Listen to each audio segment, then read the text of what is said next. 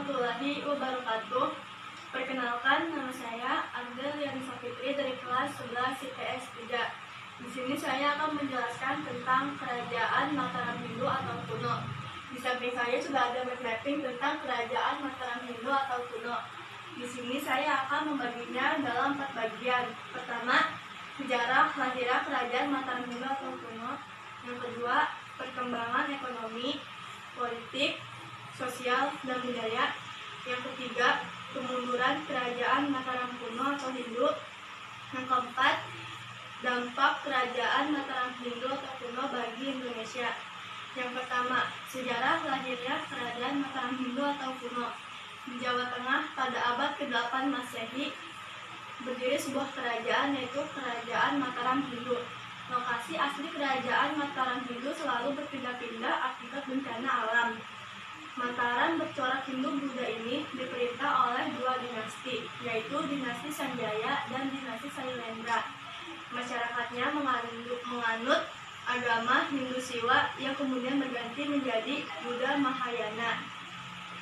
Menurut prasasti Canggal, kerajaan Mataram kuno ini diperintah oleh Raja Sana, kemudian digantikan oleh keponakannya Sanjaya.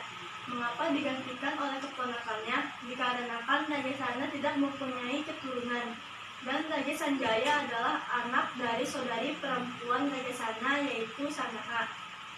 Raja Sanjaya memerintah dengan sangat baik, sehingga selama pemerintahannya masyarakat hidup rukun dan damai.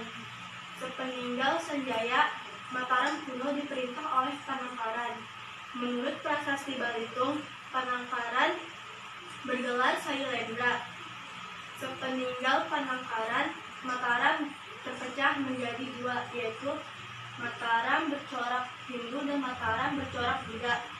Mataram bercorak Hindu terletak di Jawa Tengah bagian utara yang diperintah oleh dinasti Sanjaya.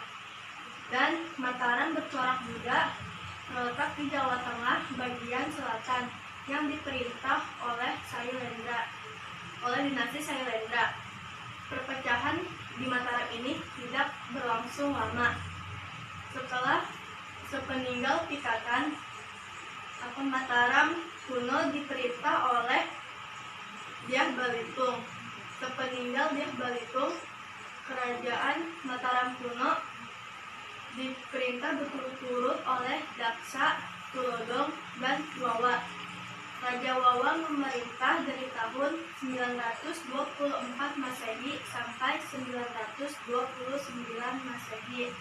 Setelah itu digantikan oleh menantunya, yaitu Empu Sindok. Selama pemerintahan Empu Sindok, kerajaan Mataram berpindah ke Jawa Timur dikarenakan serangan yang besar dari kerajaan Sriwijaya yang mendesak kerajaan Mataram untuk berpindah ke Jawa Timur.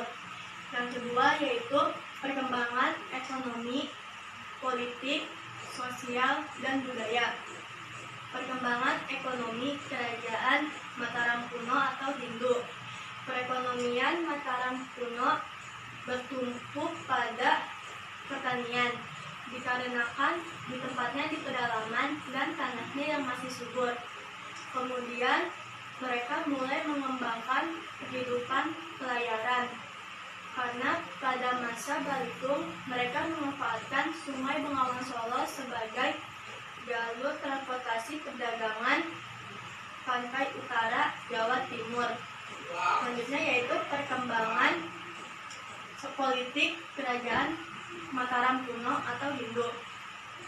Untuk mempertahankan wilayahnya, kerajaan Mataram kuno bekerjasama dengan kerajaan tetangga seperti kerajaan Sriwijaya, kerajaan Syam, dan kerajaan India. Pada tahun 850, Raja Pikatan mengadakan perkawinan politik dengan pramugawardhani dari keluarga Sailendra. Karena pernikahan tersebut, wilayah kerajaan Mataram kuno berkembang menjadi semakin luas. Selanjutnya ada perkembangan sosial kerajaan Mataram kuno atau Hindu. Kehidupan sosial Mataram Hindu atau kuno sudah teratur. dan sosialisasi di antara mereka pun baik. Dibuktikan dengan adanya dua aliran kepercayaan yang berbeda, mereka tetap hidup rukun dan damai. Selanjutnya yaitu ada perkembangan budaya kerajaan Mataram kuno atau Hindu. Mereka mempunyai banyak karya-karya seperti candi dan prasasti. Candi-candinya diantaranya yaitu Candi Borobudur, Candi Prambanan, Candi Sewu, Candi Mendut, dan Candi Arjuna, dan masih banyak lagi. Dan prasastinya diantaranya ada prasasti Canggal, ada prasasti Telurak, dan prasasti Menciasi. Selanjutnya yaitu kemunduran kerajaan Mataram kuno atau Hindu. Kemunduran ini terjadi karena kedudukan ibu kota yang semakin lama semakin melemah. Hal ini dikarenakan sebab satu, perpindahan letak kerajaan Mataram kuno ke Jawa Timur disebabkan oleh pertimbangan ekonomi. Yang kedua, dikarenakan sering terjadinya bencana alam seperti gempa bumi. Karena di Jawa Tengah dan sampai sekarang pun misalnya masih banyak gunung berapi yang masih aktif. Yang ketiga, mendapat ancaman serangan dari kerajaan Sriwijaya. Mengapa mendapat ancaman serangan dari kerajaan Sriwijaya? Karena penguasa kerajaan Mataram kuno melakukan aneksasi ke kerajaan-kerajaan di luar Pulau Jawa termasuk ke Palembang.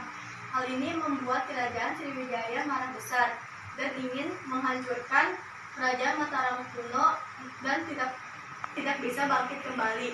Yang keempat ada terjadi krisis politik. Dan yang keempat yaitu yang terakhir, dampak kerajaan tersebut bagi Indonesia. Salah satu pengaruh kerajaan Mataram kuno atau Hindu bagi Indonesia yaitu bisa dilihat dari peninggalannya, yaitu Candi Borobudur. Candi Borobudur yang telah dipercaya sebagai salah satu keajaiban dunia merupakan peninggalan terbesar dari kerajaan Mataram kuno. Itu saja penjelasan tentang kerajaan Mataram Hindu atau kuno dari saya. Semoga bermanfaat bagi kalian. Wassalamualaikum warahmatullahi wabarakatuh.